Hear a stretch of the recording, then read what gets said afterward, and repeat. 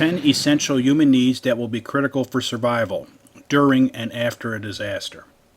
Did you know that there are 10 essential needs that every human requires in order to survive?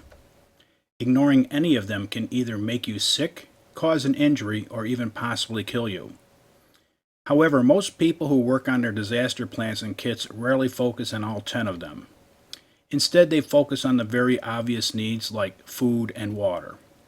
Matter of fact, water is ranked number 3 in priority on the list, and food is number 4. Your food and water supplies will do you no good if one of the other needs that you have ignored has made you too sick to be able to use them, or if you have been injured and incapable of using your supplies. You must address all 10 of these essential needs in order to ensure that you and your family will have the best chance of survival when a disaster event happens. Know how to protect and provide for these essential needs, and you will offer yourself and your family the best chance of survival. Ignore them, and somebody could die. So, don't ignore them. A quick word on priority. These basic essential needs are listed in order of priority, but in a priority assuming that none of the other needs are more important at the time. You must constantly be doing a situation analysis and be identifying what has the highest probability of either harming you or killing you at that specific time. Example, if you get injured or become sick, then immediate medical attention will be more important than, let's say, food is. You need to address what is going to harm or kill you first. The need that will prevent it is your number one need for that specific moment. All the other things can wait, but number one can't. So let's discuss the 10 essential human needs for survival. Number 1 is air. You need clean, breathable air within 3 minutes or you will die. Let it be from an outbreak of the flu, to a terrorist attack, to a fire in your home. You need to ensure the quality of your air that you breathe is not going to harm you. Air, how to protect it and clean it, is critical to your survival. It's amazing how many people do not plan for the number 1 essential need for human survival. Number 2 is shelter. Depending on where you live or where you are when a disaster event hits, you are going to need shelter to protect yourself and family from the environment and harsh elements.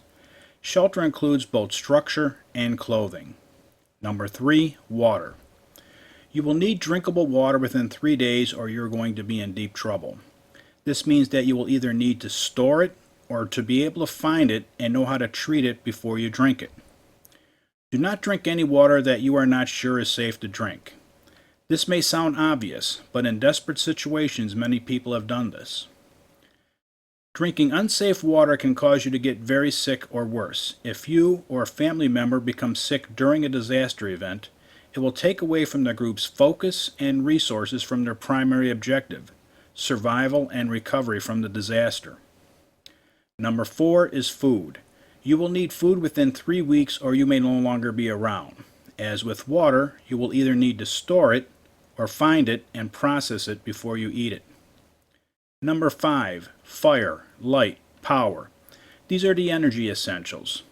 Depending upon your specific situation, these essentials range from a need to have to a nice to have, necessary to keep medical devices working, for warmth, cooking, purifying water, security, medical emergencies, communications, etc.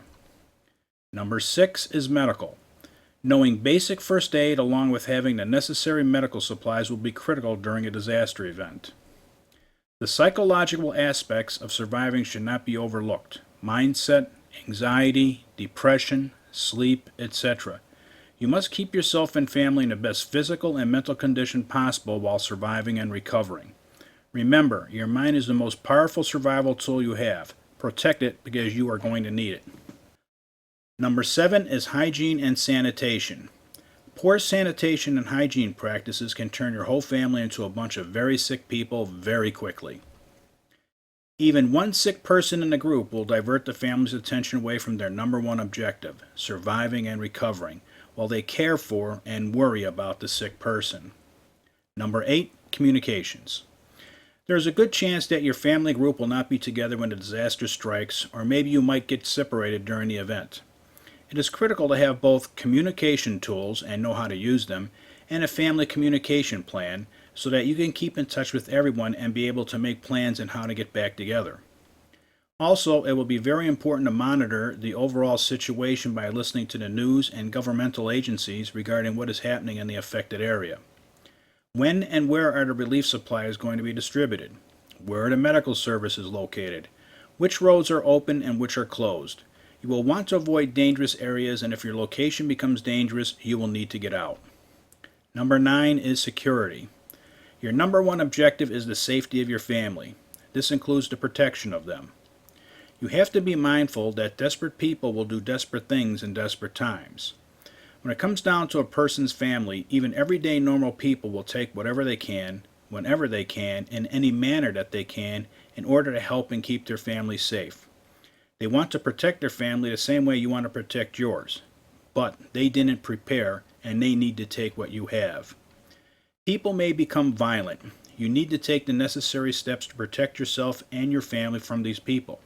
You need to be aware of these potential dangers and be ready for them.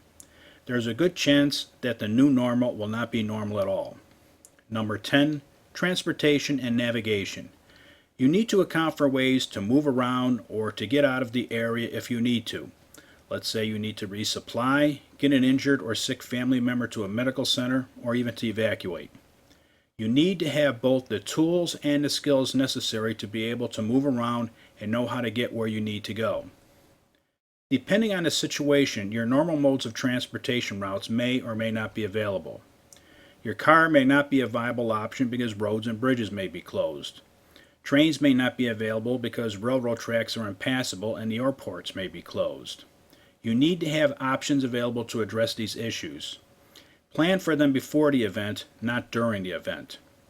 So there you have it, the 10 basic essential needs for human survival, during and after a disaster.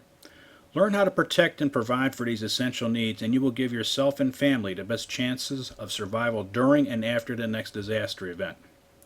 To get more practical disaster preparedness ideas and solutions like these presented in this video, visit our website at www.practicaldisasterplanning.com and subscribe to our free mailing list to receive our exclusive alerts and tips on family preparedness. This is the perfect time to join. Don't wait till later. Join now. It's free. Thank you for watching this video. This has been John Homer, curator and founder of Practical Disaster Planning. Please feel free to contact me with any questions, comments, or suggestions regarding this video at john@practicaldisasterplanning.com. This is the end of 10 essential human needs that will be critical for survival during and after disaster. Thank you for watching. Now take some action.